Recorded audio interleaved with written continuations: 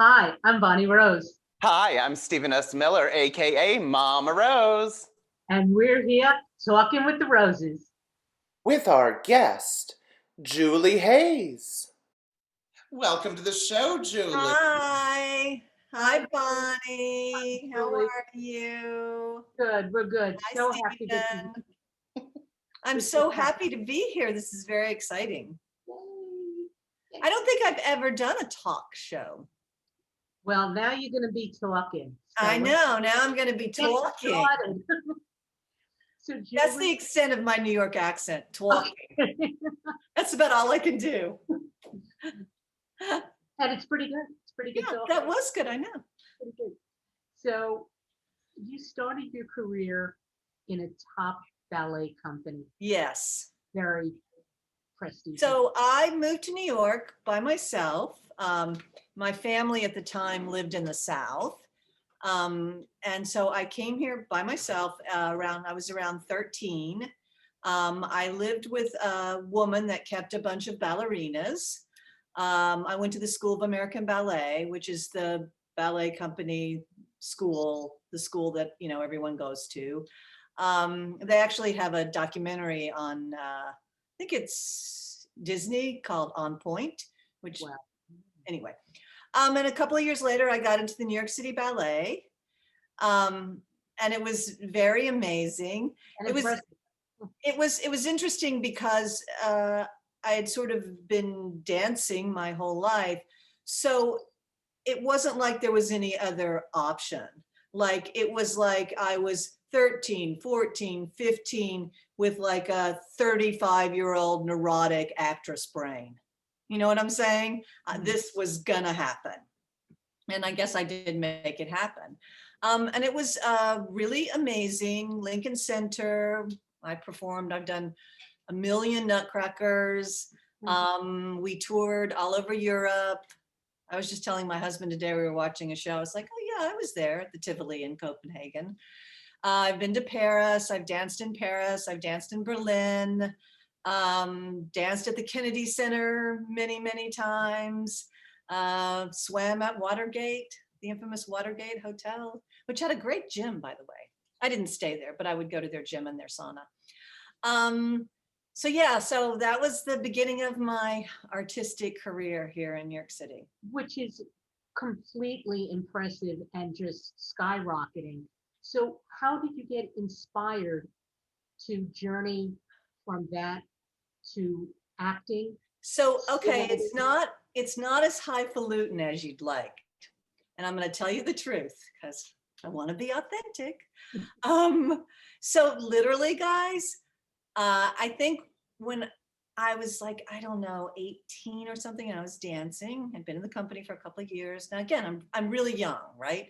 And I'm just in this bubble of New York City Ballet ballerina, like, and I met a couple of actor guys, and I dated one, and he said to me something like, what do you want to be when you grow up? Meaning when you're not a dancer anymore. And I was just being like an asshole. And I just said to him, oh, I want to be an actor. Like I didn't even mean it. I just was like giving it back to him, right? He was probably like the first boyfriend I ever had. I probably thought I was being like all sexy and shit, right? And he stopped and he looked at me and he goes, I think you'd be a really good actress. And he sent me to, at the time, Ensemble Studio Theater School, which is the theater on 59th Street. And so I actually started studying there. And at one point, there was a time when I actually did like one-act plays at Ensemble Studio Theater, which is on 59th Street. And then Lincoln Center is right there at 66th Street. So I did the play, and then I ran up to the Lincoln Center and did the third ballet. So I did both in one night. So I was kind of acting while I was still dancing, and I was studying. Then I started studying with Fred Karaman, who's an amazing teacher. But that's kind of got in. I got in like on a fluke. And then once I got into the acting world, ballerinas, we don't speak. We do not speak. Everything, if you have a problem, if you're upset, if you didn't do a good performance, the next day you just go to the bar and you do your tendus and plie, and you learn to kind of shut up. And the thing about acting was like totally different. Like I had a voice. Like if I saw an actress, she was like, no, I'm not going to do that to the teacher. And I was like, who speaks up to their teacher like that? Like in the ballet world, you never do that. You know, it's the Russians that are like, won't you make me, Julia, with the stick? So I really loved that. I was like, wow, I can talk. And the more I got into it, I really loved the idea that I could express what I was feeling inside and say it to the world. Now, granted, I was very shy.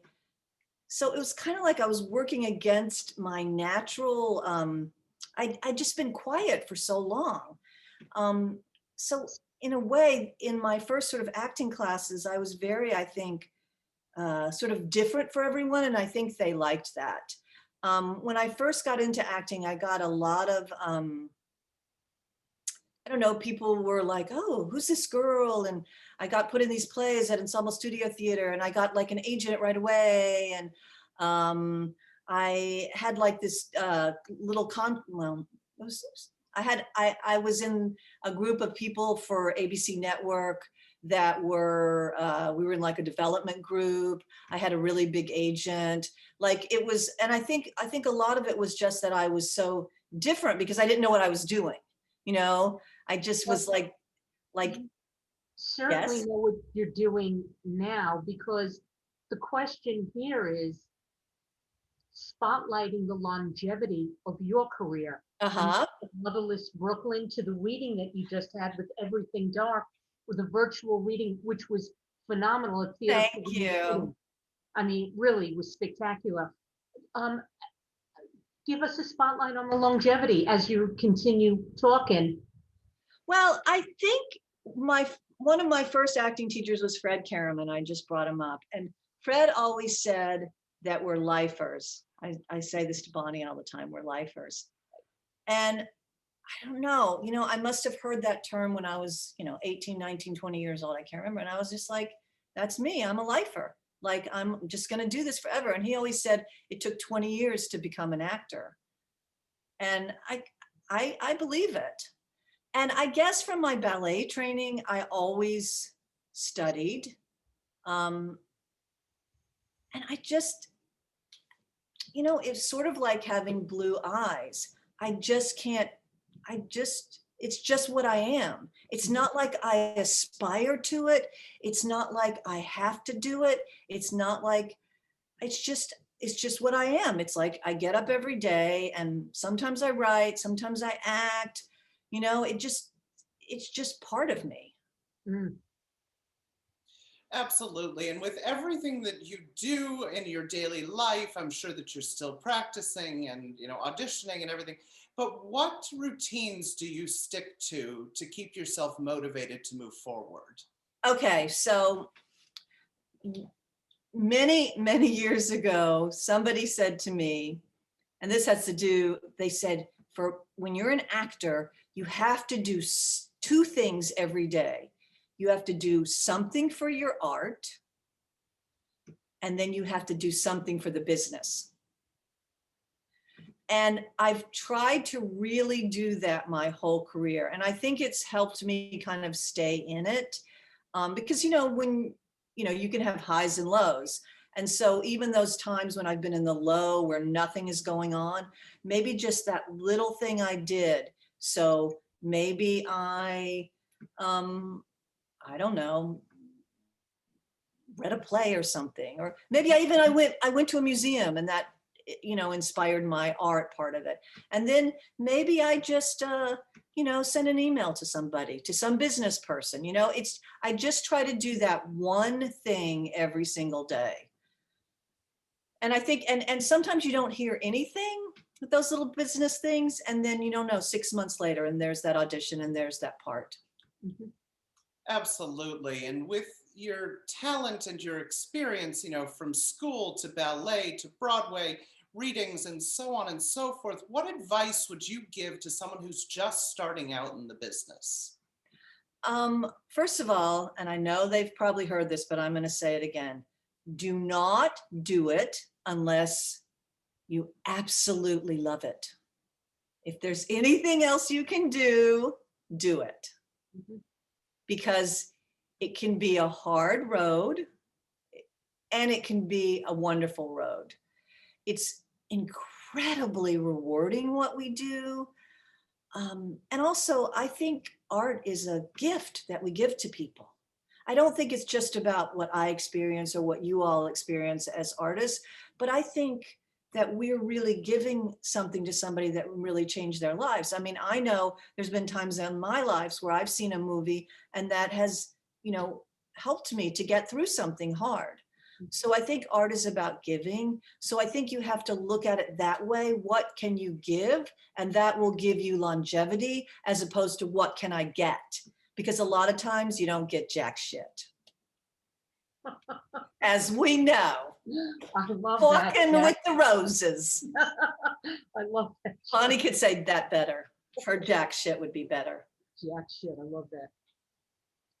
So Julie, do you have any upcoming projects that you want to talk about? Yeah, okay. So I also write, as we kind of missed that, but the minute that I got into acting, I also started writing because I got into comedy and I tried stand-up and I was a terrible stand-up. Oh my God, I was like way too sad and I was dating all the comedians, so that probably wasn't very good either. Anyway, so that kind of got me, the reason I bring up the comedy kind of got me into writing. And so I've been writing my whole time that I've been acting. And right now, I just finished a new play that I had a reading of at Theater for the New City. It was just a Thursday night, at the time. It's called Everything Dark in This World, and it's a 3-act play. I would call it, but I call it a play in 3 sections. And it's about living on a block in New York City and the blockers, the people that we kind of see every day in our lives that we live with forever and ever and ever and kind of know them, but not really. And it was very exciting. We had this reading online on Zoom, unfortunately not live, obviously, because there's no theater. And I think they sent me something that we got like 1,000 hits or something like that. So that's like never happened to me because, in a black box theater, that doesn't happen. So that is what I'm working on. And then I'm also working on, this has to do with Miss Bonnie Rose, a web series called Kurtis. And Kurtis is interesting. Kurtis is the main character and it's a male, it's a man, but it's really me, even though I don't play the part, an actor plays the part. But it's amazing how much of my voice goes into this Kurtis character. And it's very fun. So really good it comedy. is. It's a little bit of a dark comedy. Yeah. Funny. He runs focus groups and Bonnie plays one of the focus group participants. And she's hilarious, as you can imagine. And they kind of guide him and help him through his life. But Kurtis is a flawed character, put it that way. So right now, those are the 2 things that I'm working on. I'm not working on a screenplay right now. I'm kind of more interested in plays and television in terms of my writing. Absolutely great. Absolutely great. Julie, we cannot thank you enough for joining us today. It was really fun. Thank you, Julie Hayes. Oh my. And thank you for having me. I'm going to clap you guys back. We're thrilled. Thank you so much for being with us today. Thank you. Thank you, Julie. You have been Talking with the Roses. See you next time.